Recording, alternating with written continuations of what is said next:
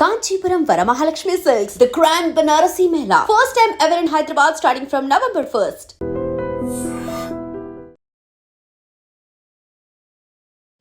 పిల్లలు అసలు మీకేమవుతోంది? చిన్న చిన్న సమస్యకు కూడా చావే పరిష్కారం అని కఠినమైన నిర్ణయాలు తీసుకుంటున్నారు. ఖచ్చితంగా చెప్పొచ్చు ఆత్మహత్య అనేది అనాలోచితమైన నిర్ణయం అని.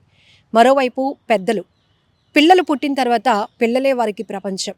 కష్టం తెలియకుండా పిల్లల్ని పెంచాలనుకోవటం తప్పులేదు, కానీ ఆ కోణంలో ఆలోచిస్తూ మరీ సున్నితంగా పెంచేస్తున్నాం ఆ పిల్లల్ని అనిపిస్తోంది కొన్ని ఘటనలు చూస్తుంటే. విశాఖలో 2 విషాదకరమైన ఘటనలు, 2 కూడా చాలా బాధాకరమైన ఘటనలు, ప్రతి ఒక్కరూ చర్చించుకోవటానికి అవకాశం ఇచ్చినటువంటి ఘటనలు. ఒకటి సాయి తేజ. సమతా కాలేజీలో ఇద్దరు మహిళా లెక్చరర్లు తీవ్రంగా తన్ని మానసికంగా ఒకరు, శారీరకంగా లైంగికంగా ఒకరు వేధిస్తున్నారు. దాన్ని భరించలేక తట్టుకోలేక ఆత్మహత్య చేసుకుంటున్నాను అనే కారణాలతో సాయి తేజ ఆత్మహత్య చేసుకుంటే, ఒక 2 రోజుల వ్యవధిలోనే అంటే నిన్ననే మరో ఘటన జరిగింది విశాఖలో. CA చదువుతున్నటువంటి ఒక అబ్బాయి అఖిల్ వెంకట కృష్ణ.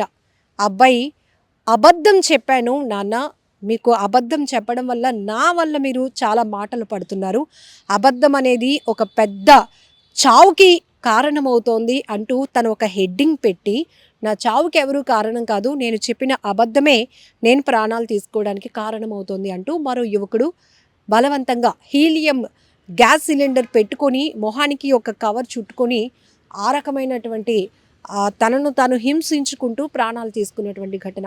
ఇక్కడ 2 కూడా ఈజీగా పేరెంట్స్కి కానీ బెస్ట్ ఫ్రెండ్స్కి కానీ కన్వే చేస్తే దానికి సొల్యూషన్ దొరుకుతుంది.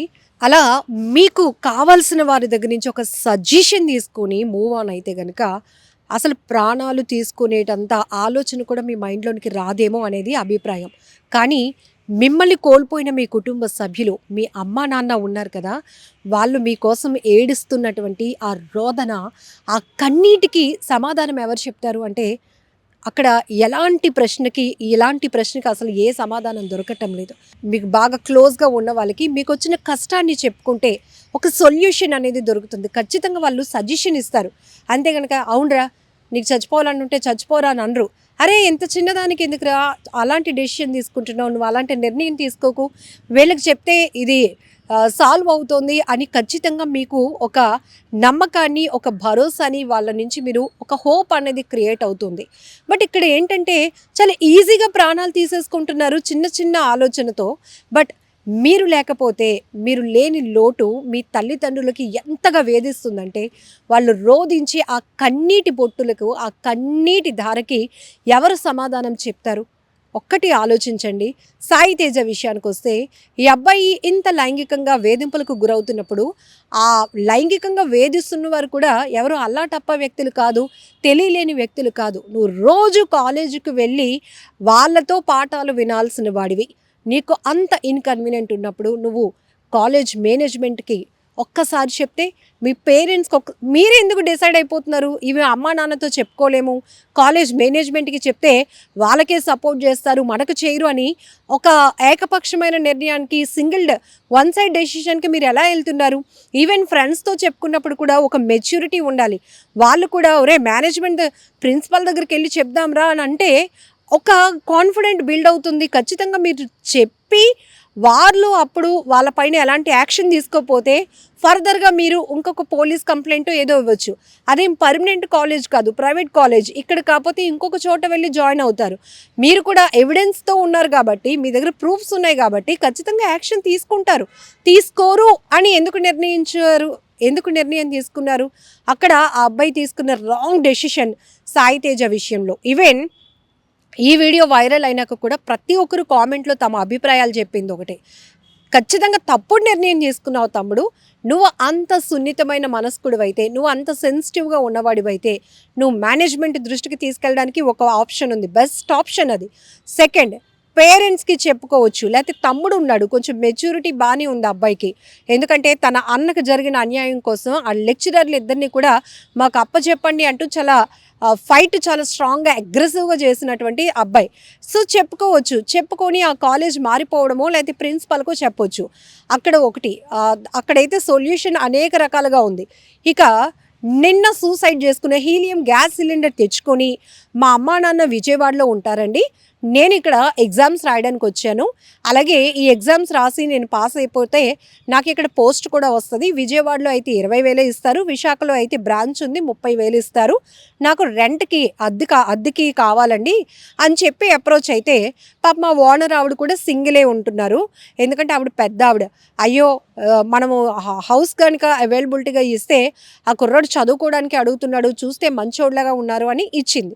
అయితే 1వ తేదీన తను ఒక బ్యాగ్తో పాటు ఈ హీలియం సిలిండర్ని తీసుకొచ్చాడు. ఇదేంటి బాబు నువ్వు ఉంటానంటున్నావు, సిలిండర్ తీసుకొచ్చావంటే లేదండి ఇది మా ఫ్రెండ్ది ఉంచమన్నాడు, వచ్చి తీసుకెళ్ళిపోతాడు అంటే ఆహా సరేలే అనుకుంది. కానీ ఆవిడకు ఇంకో ఆలోచనే లేదు. బట్ నిన్న కార్తీక ఈ పూజలు జరుగుతున్నాయి కదా, పాపం ఆవిడ బాగా టైర్డ్ అయి పడుకుంటే ఈ కుర్రోడు ఎప్పటికీ తలుపు తీయలేదని, బాబు అఖిల్ ఇంకా వెళ్ళలేదా నువ్వు కాలేజ్కి అని ఆవిడ తలుపు కొడుతుంటే ఎంతకీ తీయలేదు, లోపల గడపెట్టుంది. ఆవిడకి ఇంకా డౌట్ వచ్చి ఆపోజిట్లో ఉన్న సచివాలయం స్టాఫ్కి చెప్పింది, బాబు మా ఇంట్లో కుర్రోడు దిగాడు, ఉదయం నుంచి ఫోను లిఫ్ట్ చేయట్లేదు, తలుపులు తీయట్లేదు చూడండి అంటే చూసేటప్పటికి ఆ అబ్బాయి ఫేస్కి ఇలాగా ఒక కవర్ పెట్టేసుకొని ఆ హీలియం సిలిండర్ ఏదైతే ఉంటుందో దాని నుంచి ఆ లిక్విడ్ని పీల్చి తను అలాగా నిర్జీవం అయిపోయినటువంటి పరిస్థితి, వెగుతు జీవిగా మారిపోయినటువంటి పరిస్థితి. అయితే ఇక్కడ కట్ చేస్తే ఆ అబ్బాయిది ఆరిల్లోవే, కానీ పేరెంట్స్ విజయవాడలో ఉంటున్నారు అని చెప్పి, అంటే ఈ అబ్బాయి ఆల్రెడీ తను చేసిన మిస్టేక్ ఏంటి, తను ఆల్రెడీ ప్రిపేర్ అయ్యి వచ్చాడు ఇలా ఒక రెంట్కి హౌస్ తీసుకొని ఇక్కడే తన ప్రాణాలు వదలాలి అని. అందుకే ఆ ప్రిపరేషన్తోనే సిలిండర్ తెచ్చుకున్నాడు. అయితే ఆ అబ్బాయి ఒక సూసైడ్ నోట్ రాశాడు, నా చావుకి ఎవరూ కారణం కాదు, నేను ఒక పెద్ద అబద్ధం చెప్పాను, దానివల్ల నా తల్లిదండ్రులు చాలా మాటలు పడుతున్నారు. యాక్చువల్గా నేను CA ఎగ్జామ్స్ రాస్తున్నాను, అన్నీ పాస్ అయిపోయాను, ఒకటే ఫెయిల్ అయ్యాను అని చెప్పాను. కానీ నేను ఎగ్జామ్స్ అన్నింటికి ఫీజు కడుతూ వచ్చాను, కానీ ఒక్క ఎగ్జామ్ కూడా నేను అటెంప్ట్ అవ్వలేదు. కానీ నేను అబద్ధం చెప్పాను. ఆ అబద్ధం వల్ల మా పేరెంట్స్ మాటలు పడుతున్నారు. సో ఇప్పుడు ఒక కొడుకు చనిపోయాడు అని ఆలోచన కన్నా ఒక అబద్ధాలు కోరు చనిపోయాడు అని మీరు ఆలోచన చేసి లైట్ తీసుకోండి నా చావుని అంటూ ఆ కుర్రాడు రాశాడు.